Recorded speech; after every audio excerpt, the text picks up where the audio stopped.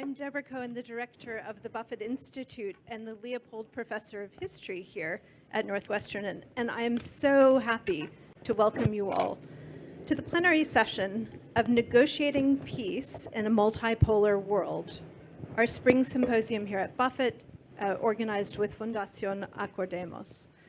We're really delighted to have such a distinguished group of speakers for these conversations today and tomorrow.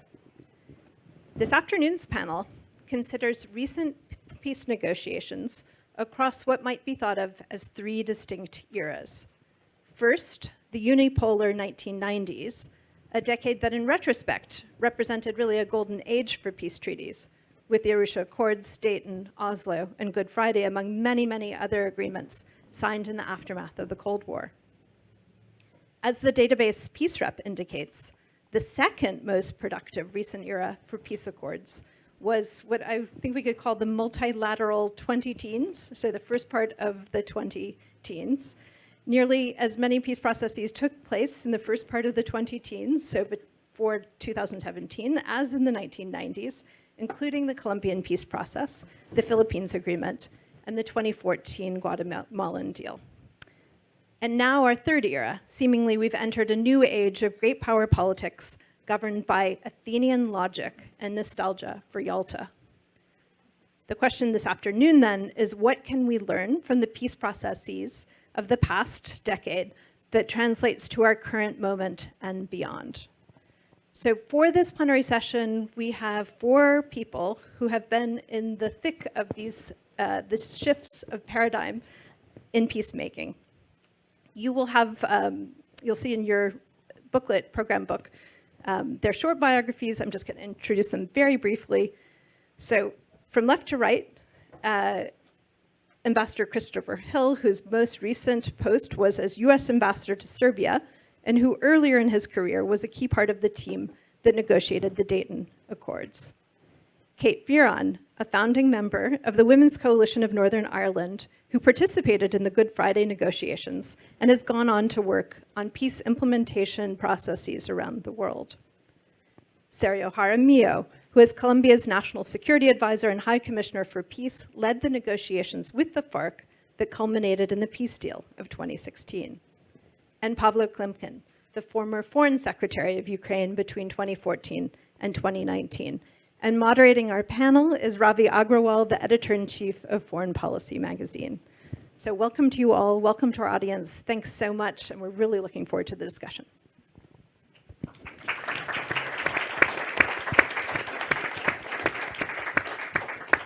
Okay, well, thank you, Deborah. Thank you to all of you for being here. Thank you to the Buffett Institute, to Northwestern Fundación Acordemos for bringing all of us here and making this happen. I'm very excited to get to host this panel.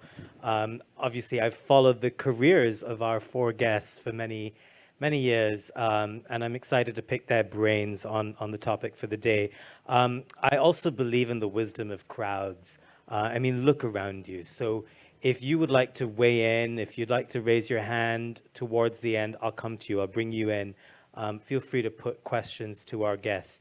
As Deborah pointed out, really, we want to get at a few of the experiences and vignettes from our diplomats' experiences and how they apply to today. Now, it could be that the current day has changed so much from that unipolar era that Deborah mentioned, and maybe things won't be applicable anymore, but that's something that we should try to find out from this discussion. So here's how we're going to do it. Our four panelists are each going to speak for a few minutes, answering a basic question, which is the main peace negotiation or peace deal that they worked on, the lessons that they learned from it. All of you have studied each of these. You know it very well. So this isn't about history. It's about their experiences. Once we go through that, we'll begin a discussion and Q&A, and then at some point we'll loop you in as well. So I've been given permission to use your first names in this instance. So Chris, I'm going to start with you. Maybe if you could speak about the Dayton Accords. This is now the 30th anniversary of them.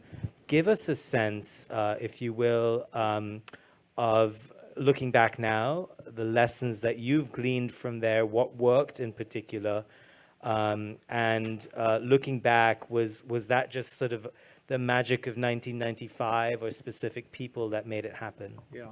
Well, first of all, thank you very much. It's really a great pleasure to be here at this really great university, and and a pleasure to talk about a subject that I think peacekeeping and peacemaking will be around as long as there are wars, because all wars do end, and of course the question is how they end. But I want to start with a totally irrelevant and maybe irreverent quote back to my Polish days. Actually, before my Polish days, in the late 1950s, there was a Polish party first secretary named Władysław Gomułka, known for long speeches and unsuccessful metaphors, and one day stood up in front of a big crowd and said, "Comrades," this is deep in the communist period, "comrades, just a few years ago, our nation, our fatherland, stood on the very edge of a deep abyss. And I'm here to tell you today, comrades, we have taken an important step forward." So as we begin to discuss peacekeeping, I think you have to, and this particularly applies to ceasefires, you have to understand the problem you're dealing with. And that doesn't mean just talking to one side. That means talking to both sides, all sides, and trying to understand the history of it. You know, for many Americans, history, notwithstanding that we had a history professor here, that they think it's, you know, what happened last Tuesday. In fact, history shapes cultural and sociological events that always seem to trump, I promised myself I wouldn't use that word, always seem to be more important than politics. And so you really have to understand what you're dealing with. If you can, or if the circumstances merit, it's, I think, useful to try to step out of advocacy and try to say, well, does he have a good point? Does she have a good point? And try to, at least in your own mind, understand what's the best argument that each can make. You know, you may ultimately decide that there's not a good argument from one side and a good argument from the other, but you're there to try to end a war, to use the title of Richard Holbrooke's book. Holbrooke was, of course, in charge of the Dayton Peace Accords from the head of the U.S. delegation. I was one of his deputies, along with a couple of military people.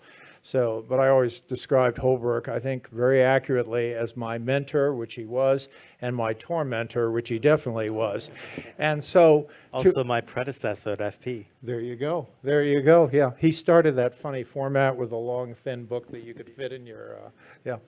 So Holbrooke said, you know, you got to understand these people. So, of course, Holbrooke felt that, you know, if you look at on the Serb side, even though he came to understand that Bosnian Serbs and Serbs had a different history, a different sociology, a different sort of system, that ultimately he wanted to make one person responsible for coming forward and doing a peace plan. So he chose an unlikely figure, that is Slobodan Milosevic. And Milosevic was someone who you know, not an ideal guy to deal with. I mean, in fact, he didn't always tell the truth, if I can use a bit of an understatement there. But you want to be able to deal with someone who can deliver. And so often in these peace processes, you'll get the most reasonable guy on the other side, and the most reasonable guy on the other side may not be, you know, he may be reasonable. You think, I can work with him. The trouble is he can't deliver. And what we knew about Holbrooke was, oh, another Freudian slip, I always mistake Milosevic with Holbrooke. But what we knew about Milosevic was if he said he could deliver something, he could deliver it. If Ratko Mladic were part of the process, he'd lie to you all the time. If Radovan Karadzic, the head of the Bosnian Serbs, would say, I'm the one, I need to speak for my people, you couldn't rely on him. So, you know, for better or worse, choosing the right interlocutor is very important. And by the way, you make mistakes in that a lot, because you want to gravitate to someone you think's more reasonable, but that may not be the person. So I think we did a good job of saying, okay, he's the guy. Then, of course, Karadzic objected. And then we had an interesting, so how do we coronate the right guy? And so, because we knew that whatever Milosevic said, the Bosnian Serbs would say, well, he didn't really speak for us. So you needed to understand where the Bosnian Serbs are coming from. And since they want to be part of this Srpski svet, this Serbian world, what's the one symbol that they really needed? So you have to, think about, try to get into their skin, understand what they want, and you realize it was the patriarch. Patriarch Pavel. So we helped engineer a letter that Pavel wrote, an open letter saying Milosevic will be the person who will deliver peace. So Milosevic, he was very clear when, I remember we didn't want to go through checkpoints where you have to, submit yourself to some Serbian checkpoint consisting of people basically trying to rob you at the checkpoint. So and Milosevic made it very clear, I can't help you on some of that. And frankly, that led to a disaster where we ended up sending people by a helicopter to the top of something called Mount Igman, and several were killed. Several of my colleagues were killed on the way into Sarajevo, simply because we didn't want to go through this humiliation. So a lot of issues get decided by knowing who you're dealing with and whether they can be honest about what their powers are. I think that's a very important lesson. And then I'll just do one more real quick one, because I think we're pressed for time.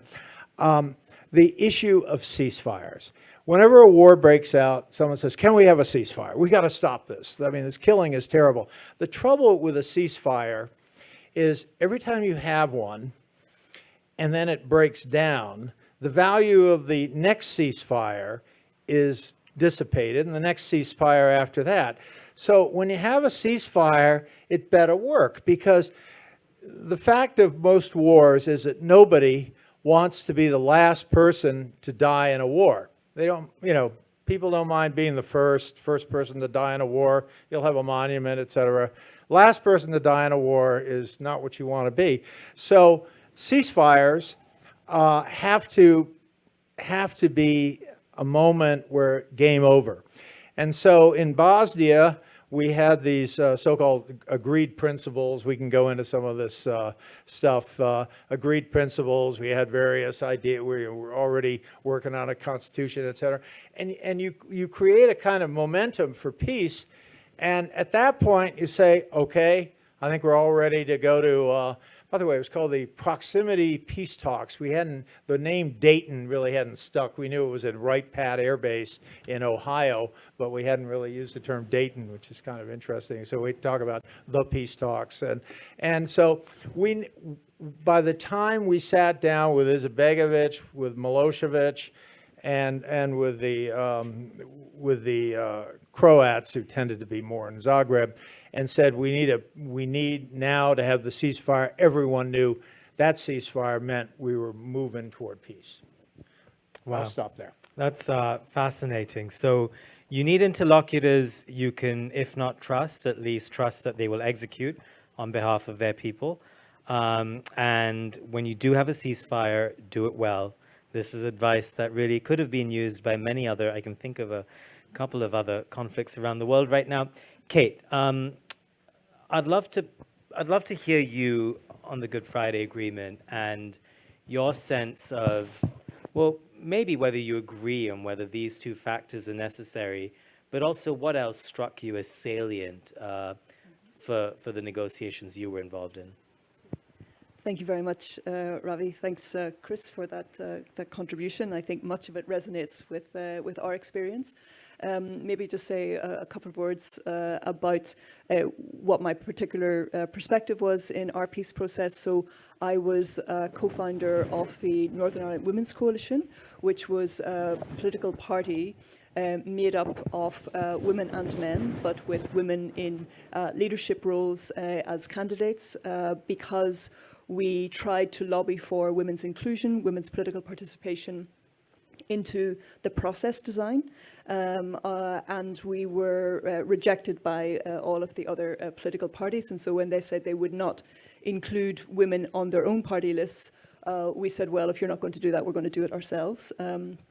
And so 6 weeks before the election was held, we formed ourselves into a party, and then we were kind of as surprised as everybody else to actually be elected, and found ourselves with 2 seats to the negotiations.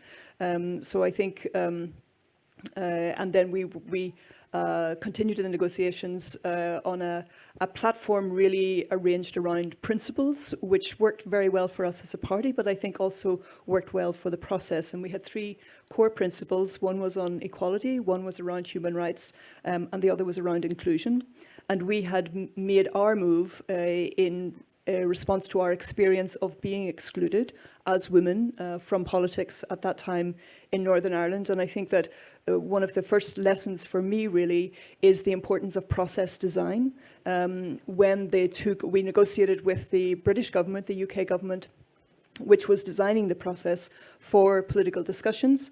They asked us, well, why why do you need women on the list? And said, well, we've been dealing with an armed patriarchy for the last 30 years, and that's kind of why. And the civil servant went, oh, okay, what's your name? We put you on a list. And but it is important because I mean, the British government at the time wasn't so interested in us being there, but they were designing a process that was inclusive of those parties that were affiliated with paramilitarism. So Sinn Féin and the loyalist parties associated, the Progressive Unionist Party, and the Ulster Democratic Party. So that was their real interest, but we supported that because for us, if you were part of the problem, you were part of the solution. And it was a very, even if you had guns or not. Another part of our principles where people thought, okay, this is the Women's Coalition, it's all airy-fairy, this nice inclusion in principle, it's motherhood and apple pie. Well, no, inclusion in practice actually can be very hard. So, for example, we argued very strongly that Sinn Féin should be allowed into the process, to remain in the process, when others argued for their exclusion because the ceasefire had broken down. And this is what Chris was saying about the focus on a ceasefire can really get in the way of moving forward on political talks. And I think the other thing that resonated with me, what Chris said, is this, the concept of empathy in processes, because you've got to enter a partnership with the people that you're negotiating with. So understanding the other, and even more so, maybe we call it radical empathy, supporting the other in the process, because you're not in the process, or we weren't in the process just to promote our position, although we did. You've got to also protect the process. If you're part of the process, you need to be a custodian of the process, not in the sense that any government actors are, like they're co-guarantors of the process, but there's got to be a sense of a shared enterprise. Because even if you reach an agreement, and an agreement is reached at one moment in time, but you're going to be implementing that agreement for a very long time, and these people are going to be your partners in that implementation process. So you've got to form some type of relationships with these people, because no matter how long you negotiate for, it's like the iceberg. The implementation phase is going to take 8-9 times longer. You've also got to be prepared for compromise. We operated on the rule that, or on the axiom that nobody will get everything of what they want, but everybody will get something of what they want.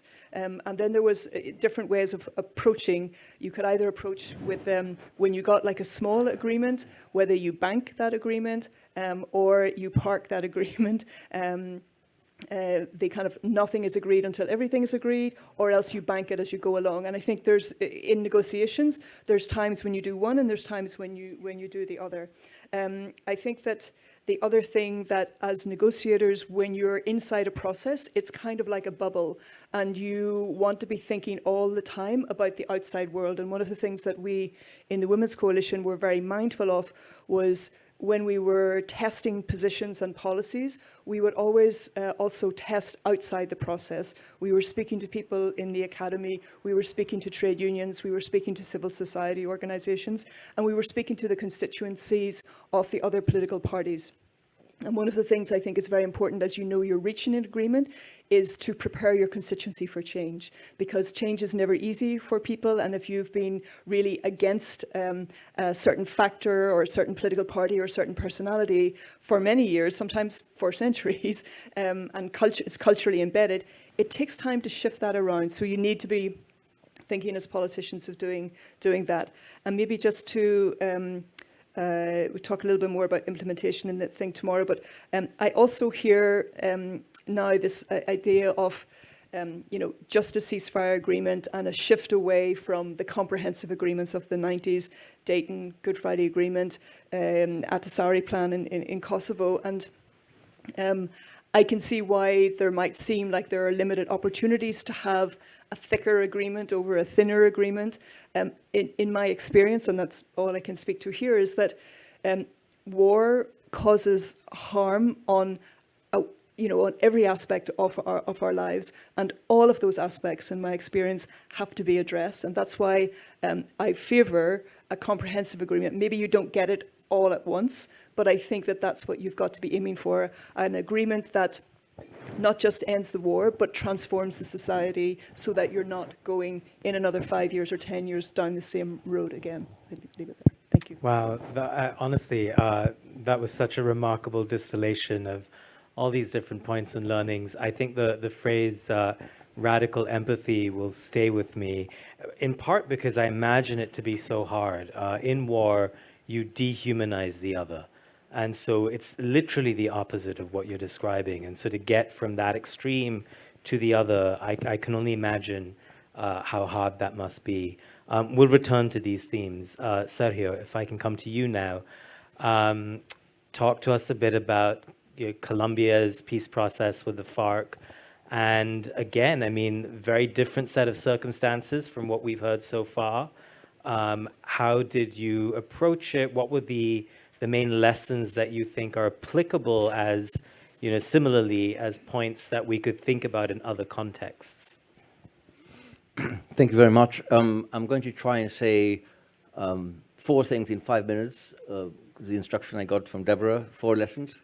But before that, my thanks to the Buffett Institute, and especially for partnering with us, with Acordemos, to organize this conference, which the thinking behind it was negotiations are serious things, and they need to be taken seriously. They need to be prepared. Nobody imagines a general going into battle without preparation. Why do you think that you can go into a negotiation without preparation? What is it that you need to do? This is a little bit what we're discussing with Deborah and the Buffett. And I'll just say 4 things. The first, obvious as it may sound, is that you need to have a comprehensive strategy. It's very easy to fix on the negotiations, the negotiating table, what do you do there? But that's just one leg of a bigger table if you want to create conditions that are going to bring you a result. You need to coordinate at the same time the diplomatic side, the diplomatic envelope. You need to deal with the politics and the communications of your population. You need to deal with a very sensitive issue, in some cases like ours, of talking while fighting. So your ability to be able to actually have a comprehensive approach to this, and to have, if you like, a brain that's organizing all of this, is a critical thing. And it's very serious if you think today, because in the case of our Ukrainian friends, everything is so dispersed. So the Russians just have one command and control center in Moscow, and everything else is dispersed. And in amazing ways, if you think, I live myself in Brussels, and I was talking to some friends of the EU recently, and I was asking, where's the brain of the strategy, just in Europe? Where's the capacity to actually see through all of this? So this is my first point. You need a comprehensive strategy, you need a brain. My second point is you need what I call a flight plan. We have a dear friend of mine here, Shoaib Rahim, who was very, very important in the Afghan negotiations, and I tried to advise with a friend of Jonathan Powell, the Afghan delegation when they were negotiating with the Taliban. And I remember the first time I asked a question, I said, you wouldn't fly into the Hindu Kush without a flight plan. Why do you think you can go into a negotiation without a plan of what you want to happen? You're not going to get everything, but you need to have not just a general vision, but a very concrete thing. What kind of agreement or structure are you trying to achieve? And in our case, we began with 6 months of secret talks, which ended with a framework agreement, building on experiences of other places, including Northern Ireland, with the heads of propositions on heads of agreement. You know, you create a structure. Once you have that and you have it in your head, then you can steer the process in that direction. And you have a much better chance of getting there, which we did. You know, when we sat with FARC for the first time secretly in Havana on the 24th of February of 2012, I actually had in my pocket a copy of the framework agreement we wanted to get, and I didn't pull it out, but we kind of presented the concept, the idea of a framework agreement, and then slowly steered them towards that. And in the end, we actually got about 85, 90% of what we thought should be in there. And I'm not saying that just to say we were wonderful. I'm just saying the only reason we managed that is because we had prepared it and we had a clear flight path. And I will just add to this, picking on the very important remarks made just now about ceasefire agreements. And that the key idea of this is that, you know, this flight is going towards a place where this is going to end. This is about ending the conflict. And this is a very obvious idea, but it isn't. When you see the discussion of ceasefires and temporary ceasefires and what's going on in Ukraine, and even, if I may say so, I'm not a friend of temporary ceasefires. I'm not even a friend of CBMs, if I may say so, because they are distractions. And when you start hearing now, I understand in the case of Ukraine that for tactical reasons it may be a good thing to say we'll do a 1-month ceasefire, but you know, that is frankly a distraction. It's about, are we going to end this or not? My third point, very quickly, is you need to build links or bridges between the political track and the military track. This is a really key thing in trying to build them into the structure from the beginning. So I was describing this framework agreement we arrived at in the secret talks. That framework already included the idea that first we would only have the ceasefire, the definitive ceasefire at the end. And secondly, that implementation of the whole thing, of the proper comprehensive agreement, which was a fleshing out of this framework agreement, would happen simultaneously. So both sides had to start doing it. So the links were very clear between, you know, what happens. So we signed this, immediately we go into a definitive side, immediately everyone starts doing their thing. And as a consequence of that, plus the rule that you could not participate in politics in Colombia unless you had disarmed, the FARC, oldest insurgency and biggest by far in the history of Latin America, disarmed in 8 months. Why? Because there was a clear link between the political track and the military track. And my last point, I was going to say the obvious one of the importance of leadership, but I want to concentrate, given our interest in this conference, on the importance of what I will call rather boringly institutional capacity. You really need people who are competent, who work hard. Our foundation in Colombia, Acordemos, is built actually of the people who were in my office of the High Commission for Peace to try and use that know-how. And this is what makes a difference. And I do worry, and I'll finish with that, I do worry about what's going on now. If you compare, I'm not a historian of diplomacy, but I know a little bit about what's happening in negotiations. So if you compare for example, Camp David I negotiation, and the level of competence of the State Department. I mean, obviously Carter was the hero, if you like, but you know, there were 23 drafts that were circulated. Before that, there was massive amounts of work that went into this, and you got a result. You compare that with which I witnessed myself, as I just mentioned, with the 2020 Doha Agreement, which was complete chaos. And you say, this is like a different country. It's incredible, the kind of loss of capacity to run a negotiation. By the way, I should have mentioned just before that when I was talking about the links military, political, basically the whole thing, there were some opportunities in the inter-Afghan talks. If the Biden administration had decided to play hardball at the beginning, there was some space because the Taliban weren't completely convinced the US was going to withdraw. But really, the game was almost lost completely in February 2020 when the US agreed to withdraw against the Taliban, giving them a kind of loony promise that they wouldn't have terrorist groups in Afghanistan, not being the government, and then saying, and this will pave the way for intra-Afghan talks and a ceasefire, which is going to happen. So effectively delinked the military side from the political side. So it's like game over. So just to end, peace process design matters. All right, thank you for that. You were very successful there about talking about Trump without mentioning Trump, so bonus points. You also mentioned Ukraine, and I think that's a good moment then to bring in Pavlo. You, of course, were the foreign minister for several years. You just came here from Kyiv, and we all know what a tough journey that is to make. Talk to us a little bit about, excuse me, how you look at the idea of negotiating for peace, given what your country is going through right now, given some of the promises that were made in the past. You worked on European integration as well. How do you see the process now? Firstly, it's good to be part of this crowd. In the sense of our title, it's really a good one. But I would start with the point lessons not learned.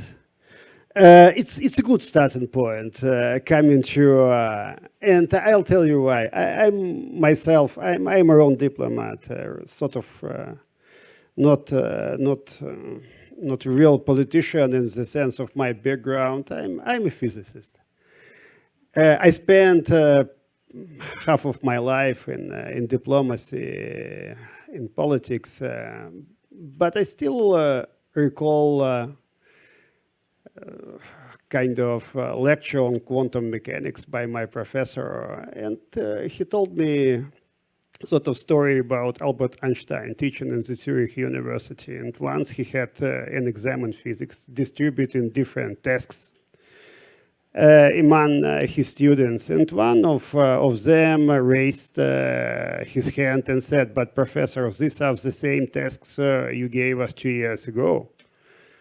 And Einstein said, "Fine, but the answers are different." So my point, with all kind of our smart ideas and lessons, take it seriously, but not too seriously. And I'll tell you why. It's 3 very simple points. And I teach myself negotiations and negotiation simulations. One fundamental difference from before is that we were trying to manage positions, risks, but now it's something fundamentally different coming in. It's about managing uncertainty. And from my background, you can still try to apply game theory, but uncertainty is something fundamentally different. It's not just about managing risk, managing positions to understand where you are and what do you want, because in fact you don't know.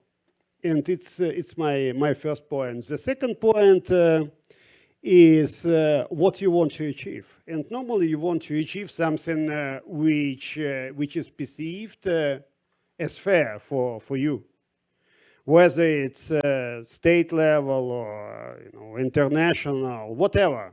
So fundamentally, you feel you need to achieve a fair result. And normally it was considered as something getting back to the sense of rules. And now there are no rules anymore. Rules are there, of course.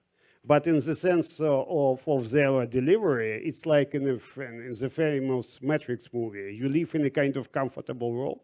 You get your phone and you're in a fundamentally different reality. So what you negotiate for? It's this fundamental point. What do you want to achieve? A kind of ultimate result? No. Getting back to the rules? No. So what? And the third point, it's a great point from Casey. It's about establishing relations. But you can establish any relations either on the basis of trust. And trust is tricky because for trust you need reliability. And tell me who is reliable now. You don't know what happens tomorrow here from DC, from the Russians. I mean, during the Cold War, there was a sort of Kremlinology to guess what should have come from the Kremlin. But now, who is basically reliable? Ask someone down there in the non-Western world, and you're going to get your answer. And the second point is about empathy. I really like this point about radical empathy. But Elon Musk famously said empathy is a weak point for the West. For me, empathy is something which is part of us as humans, because the whole idea about empathy is something which is fundamentally different, important for building any trust. Without empathy and without reliability, there is no trust. You can still build a relationship, but on the basis of something else. So, one point, you have to manage uncertainty. Second, where you wanna, your way, and you remember Alice in Wonderland. Where should I go? Where do you want to go? I mean, I don't know, so it's fundamentally does not matter.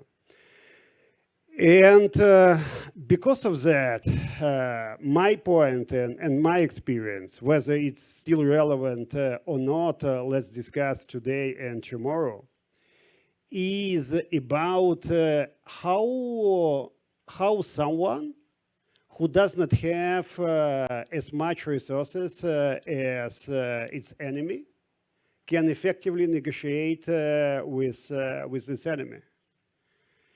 And my point, you can. So what should you do for creating sort of position of strength for you? The first and fundamental point: don't allow anybody, but especially someone who is stronger, to mess up internally. So fundamentally, the sense of unity is critical, not just important, for any successful negotiations. And it's not about counter-propaganda. It's about your own narrative. Come up with your own narrative for any sort of negotiations. Otherwise, you are lost. Second point, find your partners and allies who are important for you. Otherwise, it's difficult to negotiate. It was fundamental mistake in 2014 not to get the US on board and to create a so-called Normandy format. It was Merkel's personal mistake, and they said it publicly. Obama was kind of also uneasy about being included in a sort of new format, but someone who still recalls the history kind of remembers that it started with so-called Geneva format with the US on board, and after that US was lost because of the Merkel's idea and Germany's idea that it's better to be sorted out in such a format. And it was fundamental mistake from the very beginning. Have everyone on board, my third point. And it's a very, very simple one. Like Sergio has just said, ceasefire is not a strategy, it's a step. You need a strategy negotiating with someone who is stronger and who wants, at least as a minimum goal, to subjugate you, or in the better world, for them, of course, basically to destroy you as a statehood, fundamentally.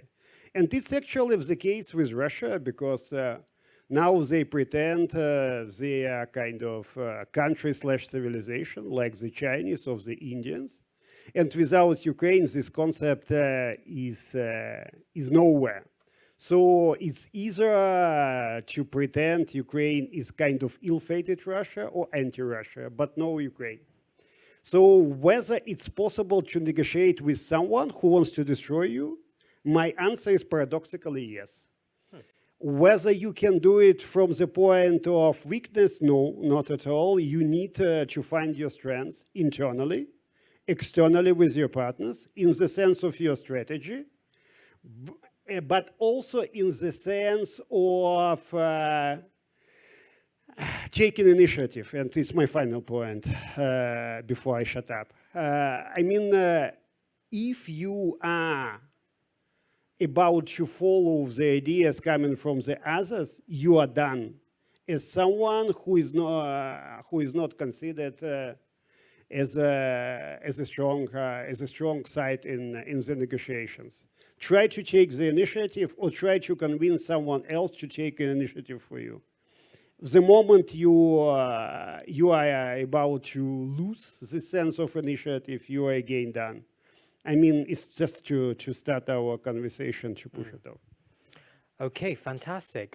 You know, it's interesting to me how our first three panelists, you all had tangible pieces of advice which should apply to anything, anywhere.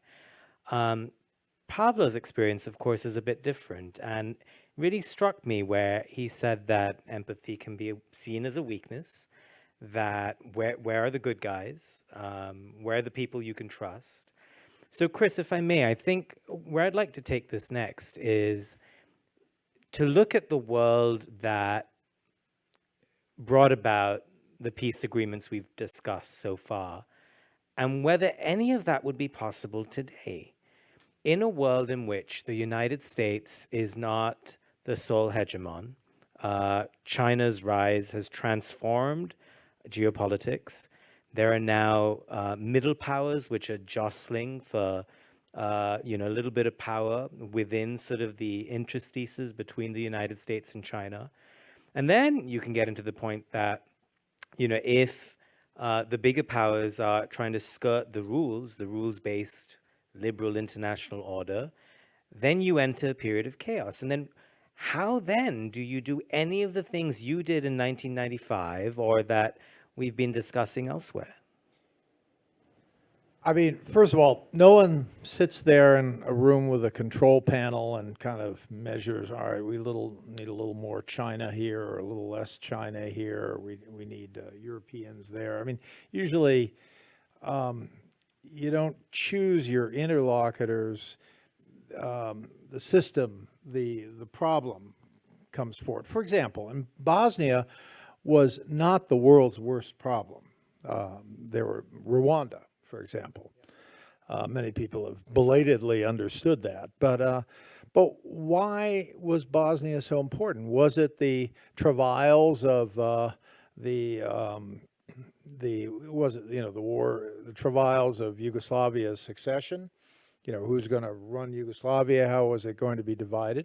Yeah, I mean, that was important. People were getting killed over that.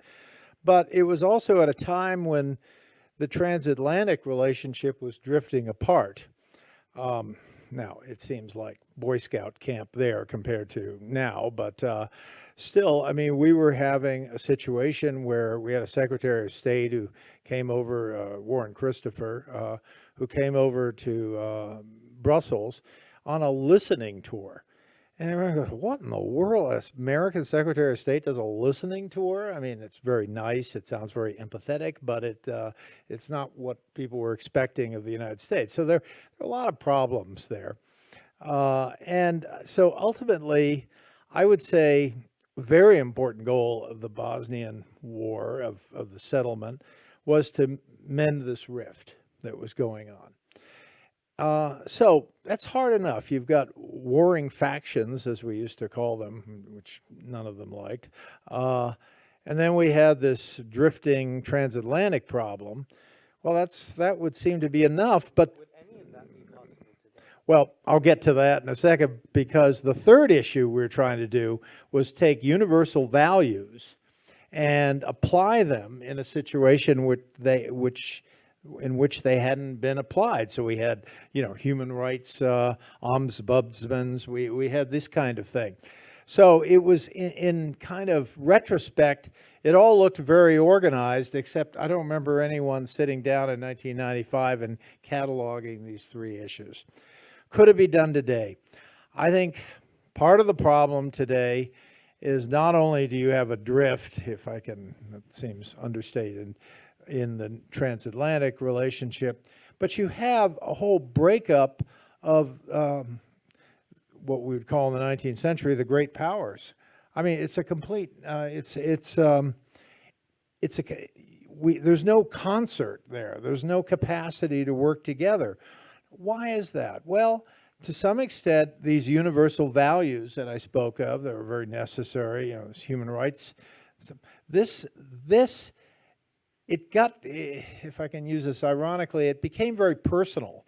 So when you've said that, when you start arguing that whether it's Russia or China or some civilization is just, beyond the pale, which I think is an Irish expression. Okay.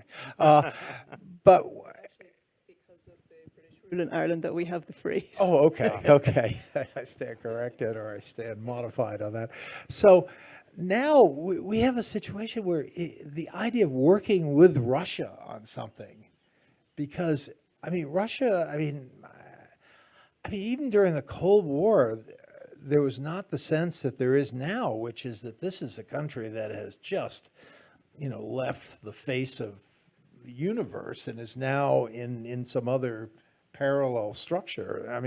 So I cannot imagine doing that. I can't imagine, later I was doing negotiations in Kosovo, we had Russian interlocutors. When we dealt with North Korea, we had Russian interlocutors. They're kind of on our side. I can't imagine any of that right now because of the fact that the great powers or the international community, to use a more polite term, is just kind of fractured. Right? Okay, so we could be going from lessons learned to Over lessons values, not yes. learned, Yeah. but I'll try to bring us back to lessons. Kate, there's a sense that the world order as it existed in the last 80 years is fraying.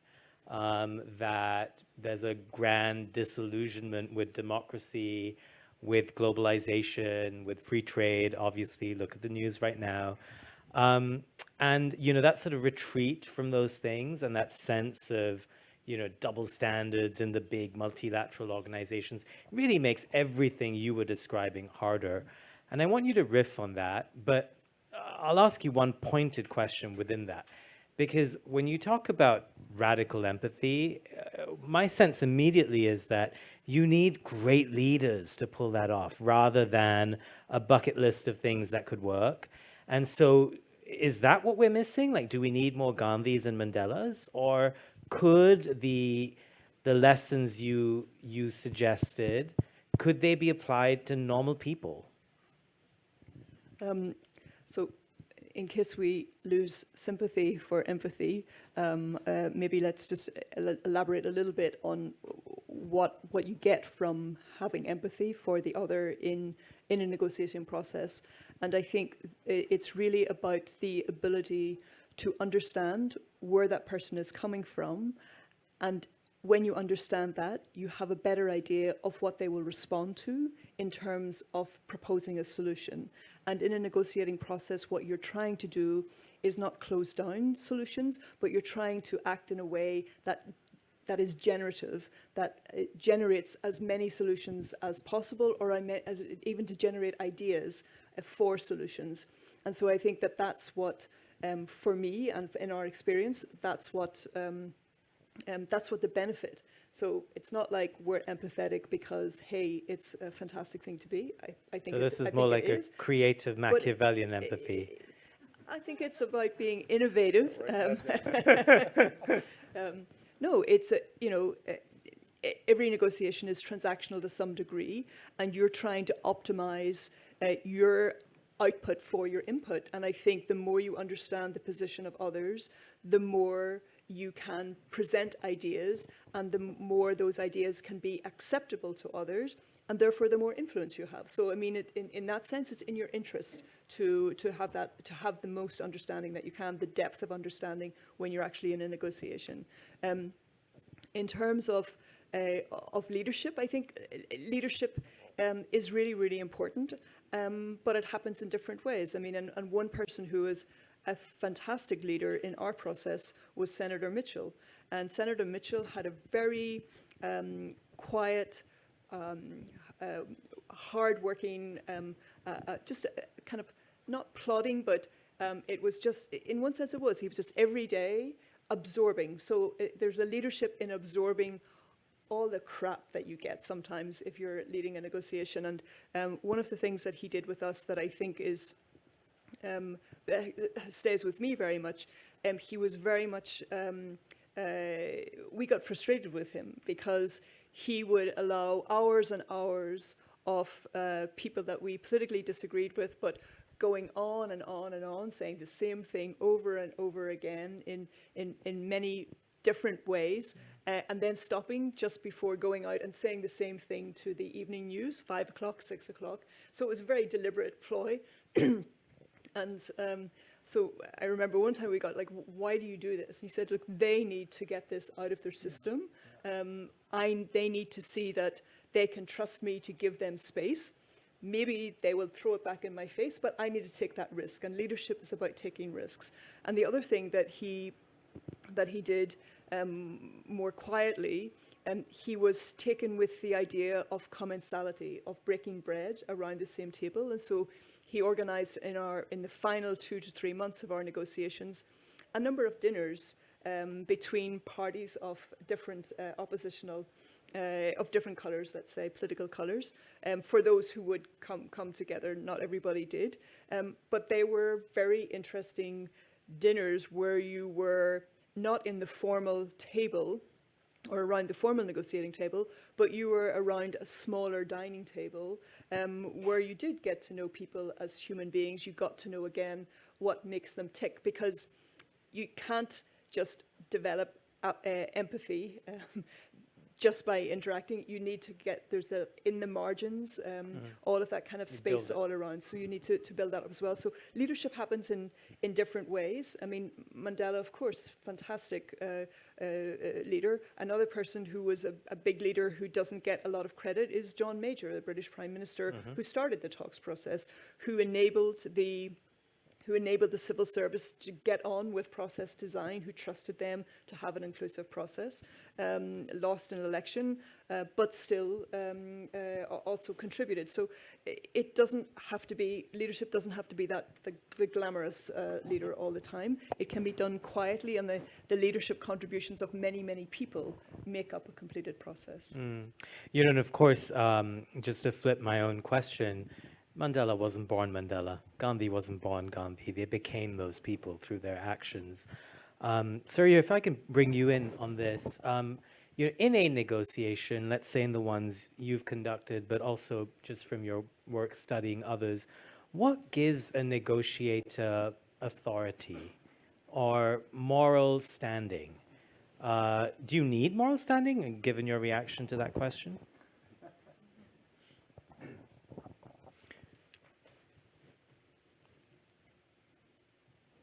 My own experience is that the most important thing is to be seen to be consistent and serious over time. I don't disagree with the emphasis on personalities and certainly on empathy, but I have a slightly different take, at least in our case, about the whole idea of trust. I'm slightly mistrustful of trust, because I think what you have to do is do things in a way in which both sides trust not each other, but the results of what they are producing.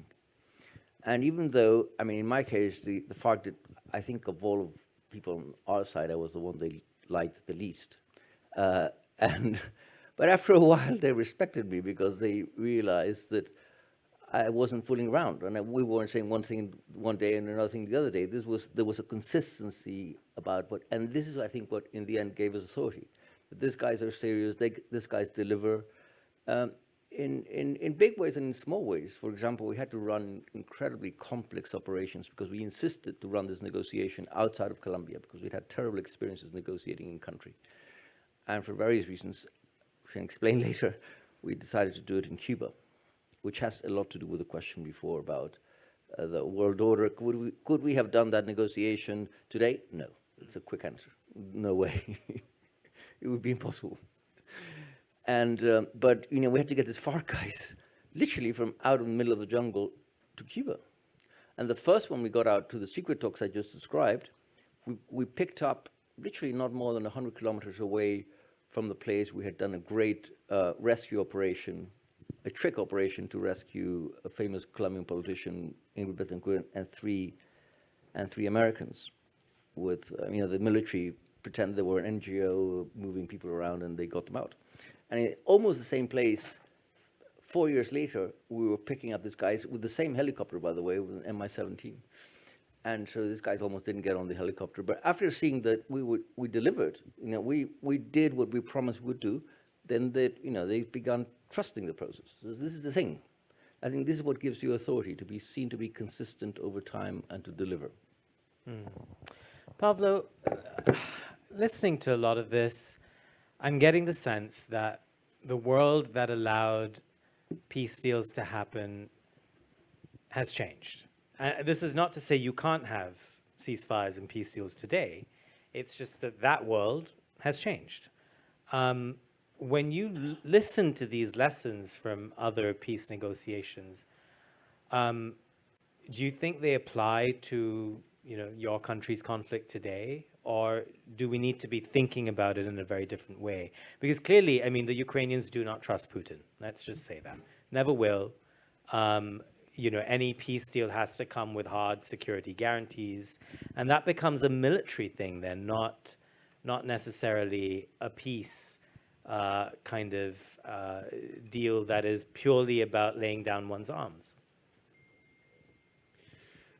I'm talking not about kind of trust between us and the Russians, and many wars and many conflicts is a good example for that. We need to have trust in everybody willing to get to some sense of result. Secondly, to have trust, like Sergio has just said, in a process. Whether it's kind of fair for you or not. And thirdly, in a kind of reality, negotiated reality, which should be sustainable. Otherwise, why you negotiate? You of course can negotiate for the sake of negotiation, but let's assume it's about a real result. So I do believe we can learn from different realities. What we've been doing a lot in my time, we've been learning from very different realities, whether it's Korea, whether it's Kashmir, whether it's the Balkans. And I talked a lot to my friends about how it was happening. Less, of course, about Northern Ireland, but also, about Colombia. We discussed it many times with Sergio, because the whole idea, who are these guys who are now called as proxies? What is the definition? How we can handle them? So fundamentally, all the lessons are helpful, but it does not mean you can apply them without understanding that, as I've said, the whole reality, has changed. The answers are different. And secondly, in some moment in time, because of fatigue, because of changed circumstances, because of someone wanting basically to help you along to negotiate, you can try to get to some result.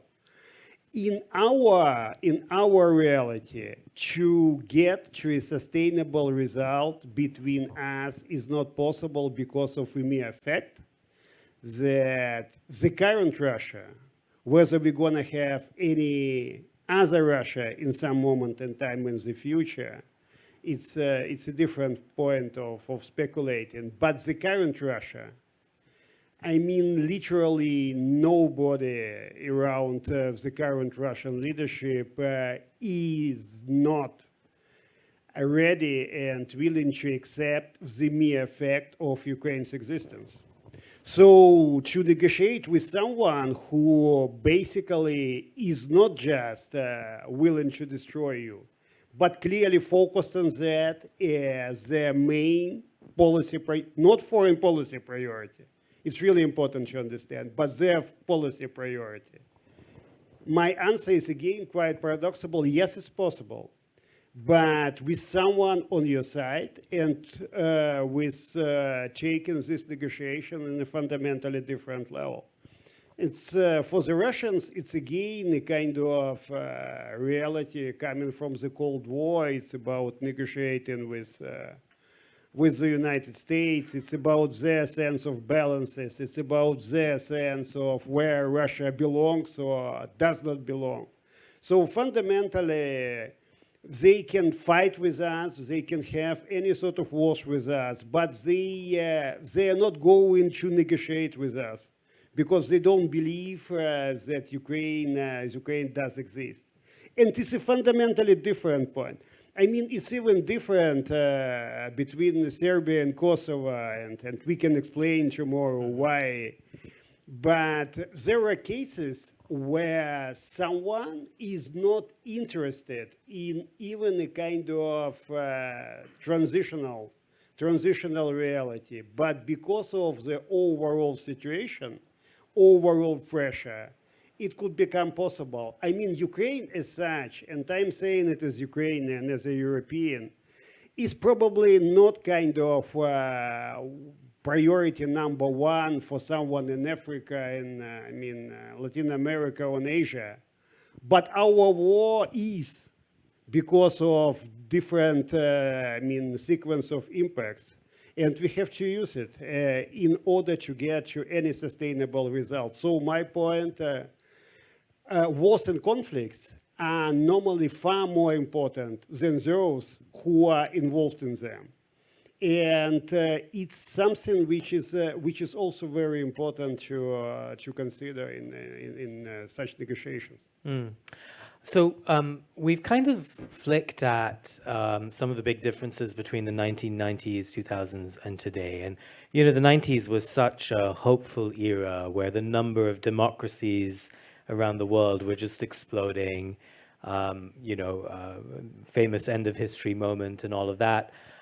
There's one other big change between then and now, and that is that the party system around the world has weakened. Leaders are just much more powerful than they used to be. They have the ability to bypass parties and speak directly to people. They have the ability through social media. They have millions of followers in ways that they probably couldn't have had in sort of many of the timeframes we've been discussing so far. I'm curious for each of you, or maybe one of you can take on this question.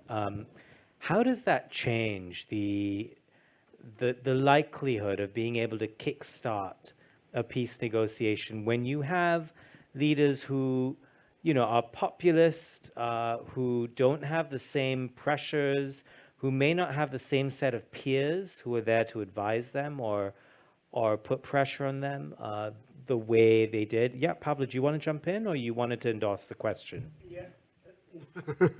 So the question is yours. you have full responsibility over our discussion. Look, I wanted to jump in on one point because Ukraine is probably a very good example in the sense of what you are asking.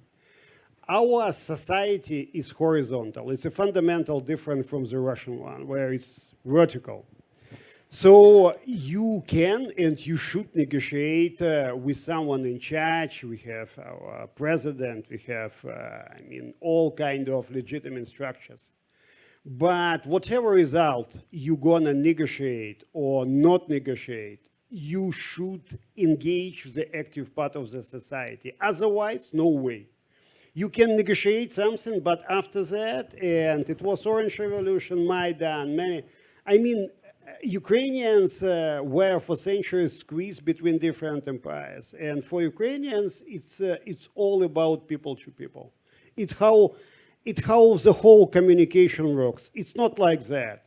You can negotiate any sort of good deal, and after that tell people, okay, guys, it's something you would need, and it's my responsibility. And in the history of Ukraine, we had 100 times, basically all totally basically sorted out in a fundamentally different way. So with all kind of lack of leadership now, it's this real lack of leadership, at least in Ukraine. I mean, in Europe, as such, fundamentally, Ukraine showed such a leadership. But whether this leadership could work, my answer is yes, only if a leader can communicate it to the active part of the society. Okay, I'll take that. Chris, I know you want to jump in. Go ahead. Yeah, real quick, I think part of the linkage between these kind of, strong executive authorities we're seeing today and the more bureaucratized movements of the 90s, I think it's turned many negotiations into much more transactional affairs, because in the 90s, as I mentioned in Bosnia, okay, we're trying to solve a war. You can be very transactional about how you do that. But we're also trying to preserve we had higher goals. We wanted to preserve the transatlantic relationship. We wanted to take these notions of social justice, human rights, et cetera, and embed them in a real, in the real practitioner world. And so whenever you're negotiating, you've got these ideas in your head. You're trying to advance a kind of concept of what our civilization is going to look like. I'm not seeing that today. I mean, I don't see it in this country right now, even though I think there are millions of us who worry about this. But I think this transactional idea, the inability of these strong men to separate their own personalities from the future of the world is rather worrisome. So I'm going to add on one more worrying layer to this, sorry. And that is, as a journalist, what worries me a lot is reality, the truth. Who gets to define it, and how you get to convince people that something is real. So, last week, for example, the story we all now know as Signalgate, a lot of people in this country will believe that what was divulged on that conversation was classified information. A lot of people will believe it wasn't. And Kate, maybe I can put this to you. How does truth and reality and the ability of leaders and negotiators to manipulate communication and what people hear of a negotiation, how much does that matter? I think it matters a lot, and going back to our experience, it was very important for us to keep a sense of, or to communicate a sense of strategic optimism, I think, about our process, because negotiation processes go up and down, especially if they're, as ours was in the end of the day over a 2-year period. And it's very real, pessimism that people feel outside. It's almost tangible when you're inside as well. So yeah. You're not just negotiating inside and creating ideas and putting forward policy positions. You're also keeping people informed, and I think as negotiators you have a duty to do that. But even though there was no social media in those olden days, we had the very strong and colourful character of the Reverend Ian Paisley, and he was very, very good at manipulating the news media. And as I said earlier, going out and saying what had happened inside the talk. So that's also why I think that we had a sense, or we tried to cultivate a sense of protecting the process. Clearly process should never impede progress in a negotiation, but still there's something that you have to protect about it. And also particularly, I think in terms of if we were dealing with social media now, that is available now, I think that's really, really difficult to cut through. But I think we'd have to find ways to do it. And I think particularly as women political actors at that time, and as women female political actors at this time, we received a lot of abuse. I think that abuse would have been much amplified with with social media.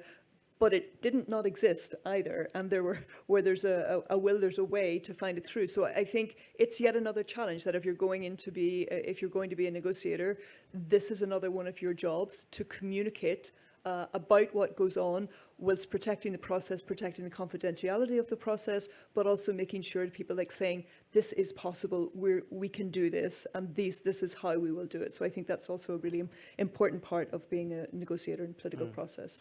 Sergio, Kate sort of mentioned this roller coaster, and when you're at the bottom of that roller coaster, what do you tell yourself? It's funny, but that's actually true, that almost every negotiation is a roller coaster. But let me just make a very quick remark about your previous question, which I found very interesting, of the, let's call it, populist politics and peace. Because I think it is really a very big issue. And we know a little bit about it in Colombia, because we are in the curious situation that we have a president that's very, very similar to your president, except that he's supported by the hard left. But otherwise, his behavior is very similar. And he proposed a policy that he called in Spanish total peace, and started negotiations with lots of little groups, most of which are not people with whom you would normally be negotiating. And in the end, it all came to tears. None of this is going to work. Why? Because the rhetoric of populist politics in the end crashes against the reality of power relations on the ground and of what real negotiations are like. I mean, ending a war is a really hard thing to do. And you're not going to impress anyone. You can tweet, as our president does, 5 times an hour, but that makes no difference to those other guys. So it's a very serious issue, because it takes away from the kind of seriousness of the preparation and everything, and of the messaging, the careful dosing, and of the narrative you need to build. And all of these things, it's just impossible to do it in that context. And on the roller coaster, I was seeing some Venezuelan friends last week. The situation in Venezuela is just unspeakable. But then I said, look, by complete coincidence, I just came across this very good line in Machiavelli, in the first decade of Tito Livio, where he says that, above all, he's talking about fortune, the whole famous idea in Machiavelli of fortune. And he says, well, the one thing, because you don't know which way fortune is going to go, so the one thing you can never do is give up, because at some turn, maybe later on, things will align. So I think this is the message. You never give up, and you have to be, in any negotiation. I heard this from friends who were involved in a Good Friday Agreement. This is what happened. We did this exhausting negotiation that lasted, if you include the secret talks, 4.5 years. Is just, you can't give up. If you're not willing to be completely, to persevere until the end, and to convince everyone around you that this is going to happen and we're going to do it, then don't get into the business of peace, because you're not going to be successful. I want to take a couple of audience questions. Do I see any hands? Okay, quite a few hands. Excellent. Do we have a microphone around? Okay, we have 2 microphones. So let's do, how about right at the back there? Yes, we'll do 1 question there, and then 1 more over here, the gentleman in the black suit. Let's hear a couple of questions. Please make them questions which end with question marks, and then we'll take them together. Good evening. My name is Maxim Andrushenko. I'm from Kiev. I'm here like a scholar in Northwestern in Buffett Institute. And I have 1 remark, small one, about the conversation, and 1 question, if possible. My remark speaking about, it's a good attempt to speak about the lessons, but we've got to remember that there is a different nature of war that was in Bosnia, of the conflict that was in Northern Ireland. I'm not a specialist in Colombia, but I as well believe that there is another nature, and a nature of war that we've got in Ukraine. And my question is to Pavlo Klimkin. I would like to ask you, we all understood here, speaking like Chernyshevsky, who's guilty. But my question is what to do if Russia does not want to make negotiations and they don't believe in that such state as Ukraine exists. And it's not like only in the 21st century. We know from the history as well, where Ukrainians that it started like even in the beginning of the 16th century, and it's like for 300 and more years is this situation with Russia. So what should we do now? Okay, hold on to that thought, Pavlo. What to do? It's a question we kind of grapple with every day, but no one's answered it. And sir, same thing. A question, please. Thank you for this very rich conversation. An observation and a question. My observation is that, so I see the Dayton Accords, which was successful in ending the bloodshed. The Good Friday Agreement, likewise. Colombia has held so far, so successful. Ukraine, the verdict is out. And so I see the responses being very different when Pablo responds compared to the other panelists. And so the question I have from all the panelists is, regarding the conflict ripeness, everybody talks about it, is the timing right? Is the timing right to start the process? Is it too early? Is it too late? Are people involved? Are the stakeholders involved interested in actual peace or not? I'd like to hear a little bit about, I know it's retrospective, but I'd like to hear a little bit about it, because the sense is that Ukraine feels like it's a bit imposed, and working on Doha in Afghanistan, we felt the same. So I would be very curious to hear responses. Thank you for that. Okay, so Pavlo, I'm going to maybe start with you, if you could take that question. I'm going to ask you to keep it a little bit short, just because I want to get to the second question as well, and then a final round. So how to sort it out in 30 seconds? I got you. I don't see anyone now in Russia ready or willing to accept Ukraine existence and Ukraine as part of the West. So the fundamental point of any serious negotiations, which could be close to an end game, is whether Ukraine is part of the West and in what way, whether Ukraine is a sort of buffer, in what kind of buffer, or kind of swallow it in the Russian kind of sphere of influence. As Ukrainians dominantly, firstly, don't want to get swallowed, what we showed. Europe understands now that Ukraine is critically important for Europe in whatever reality Europe will be, let's say in a couple of years from now. And it's not about Russian tanks on the streets of Berlin and Paris. It's about more. And here people understand that they need a fundamental leverage on this Russia.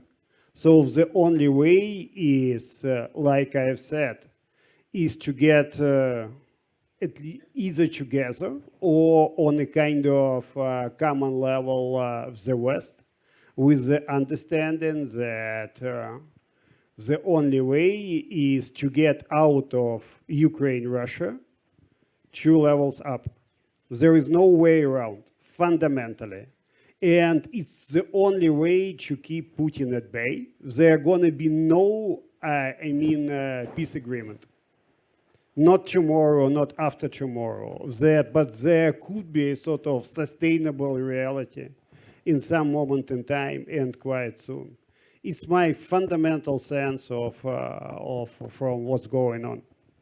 Okay, the question on timing, maybe, okay, Sergio, I see a hand there. And Kate, would you like to address that as well? I have a different question for you, Chris. Go for it. Yes, no, this is to some extent a favorite topic of mine, because on the one hand, I am personally not a big fan of this ripeness theory and the associated idea of that you have to be in a so-called mutually hurting stalemate, because it puts you in a passive position. You have to wait for these things to happen. And actually, the way reality works is that you build, you construct, you lead things to that point. That said, it's also true that timing is of the essence. In our case, for example, when we started back-channeling with FARC in 2010. President Santos had just got elected. There was no pressure whatsoever for him to do this, but he saw through the moment and he understood this is the moment to start doing this. And if we look at the Afghan case, I mean, I just made a few remarks about the 2020 Doha Agreement, which I do think is probably the worst agreement the US has signed, or so far at least. But actually, if you look back, I mean, the US should have negotiated in 2010, 11, when your former boss Holbrooke was pushing very hard for this. For negotiation. For negotiations, Absolutely, and the with some military support, stepped out exactly, with some support from Hillary, and he was defeated by the generals. Yeah. So in that case, actually, the problem was not the world order, the problem was civil-military relations in the US, and the generals being too strong. So you really need to be able to kind of see through the create the historic circumstances, but also see when the opening is and go for it. Good answer. Did you want to tackle that? Should we take a different question? I think A maybe quick one? I think the questions are kind of linked. Yeah. It's the question of what's the relevance of our experiences from the 90s to today, and I would, you know, the typology of each war is different, and I think we all offer these as lessons to be applied or not applied, or evolved or built upon or amended as you find them useful. And I think that every negotiation at base is about dividing up power.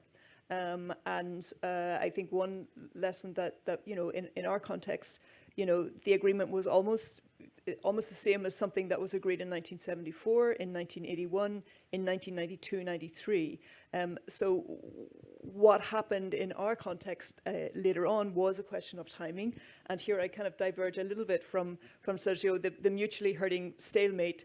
There was that realization. It wasn't that people were waiting for it, but it was a realization that by the UK government that it would not win this war, and a realization by the military organizations that, or paramilitaries, that they would not win the war either. But it wasn't all around the, you know, the formal negotiating process. There were many submerged processes, dialogue between different communities for many, many years before these kind of formal processes happened. So I think that one lesson from our overall 96-98 agreement is, you know, I think we made the pie bigger before we split it up this time. And there was that, you know, the constitutional question was there, but also there were questions about the type of society that we wanted integrated education, that we wanted social housing, that we wanted a place where we wanted more human rights. So we embedded the European Convention of Human Rights into the agreement. So there was a lot more of it. And I think there's a moment in time where a ceasefire was declared and we had to get behind it. But the ceasefire came, it went, it came, it went. But you've got to be then committed to the process. So I think it's about timing, and it's about seeing what you can take from these experiences. Can I add something very quickly, because this is an important discussion? Because I'm not saying that the conditions of a mutually hurting stalemate never exist. Of course that happens. But my complaint is, first of all, that there's certainly not a necessary condition. It wasn't in our case, so it's not always the case. But more importantly, that it sends the wrong message that you have to get to that condition in order to actually get going. And it's not even true in Northern Ireland. If you know the story a little bit, I know it a little bit, actually, it's a series of layers that we're putting one over the other, including in terms of negotiations. You had the Good Friday Agreement in 98, but you had in 93 already the Downing Street Declaration. You had the British government back-channeling very seriously from that moment on with the IRA. So you're kind of building and building and building, and then until the moment comes when you can wrap it up. But why can you wrap it up? Because there was a construction behind it. And this is why I think that the concept of the mutually hurting stalemate militates against this, because people become too passive. Let's wait for a mutually hurting stalemate. And I don't think that's how the world works, in my experience. We're out of time, but I'm going to have one final question for Chris. And as a journalist, I kind of have to bring it back to the present day. And, you know, it strikes me that in some of the agreements we've discussed, the United States was instrumental. some less so. And there are many examples of peace negotiations around the world in the last few decades that did not include the United States at all. But it's hard not to look at this moment and see, the beginnings of a post-American world. And I want to ask you, as a 5-time US ambassador, how much that matters to the act of making peace around the world. Well, you kind of answer your own question by describing my bio, which is, I think we're instrumental in these issues. You're quite right. There have been things that we had nothing to do with, but we tend to be involved. But I think the quality of our involvement has declined over the years. I think we talked earlier about the need to be prepared, and I think too often Americans show up unprepared and make blustery statements as opposed to understanding the circumstances, gaining the empathy that we talked about.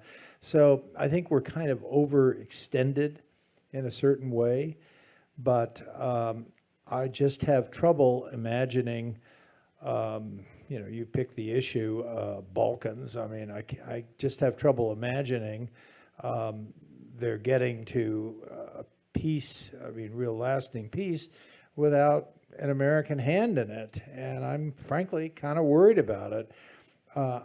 And it's not about the transactional stuff we hear about every day now. It's a matter of maintaining a certain world order where, Americans need to understand that European unity is a damn good thing for the world. And we have this weird thing that when it starts succeeding, we get worried. When it doesn't succeed, we get worried. But I think we really need to support like-minded countries. I think we've become overburdened by the effort to attach values as a kind of Christmas tree thing, where you've got to submit yourself to a lot of values which are unobtainable in certain circumstances. So I think we need to get back to basics in some of these agreements. And, we talk about leaders. Frankly, the best leaders are the ones who say to their negotiators, go out there and whatever you come up with, I'll back you up. And what we don't need are leaders who feel they have to be there.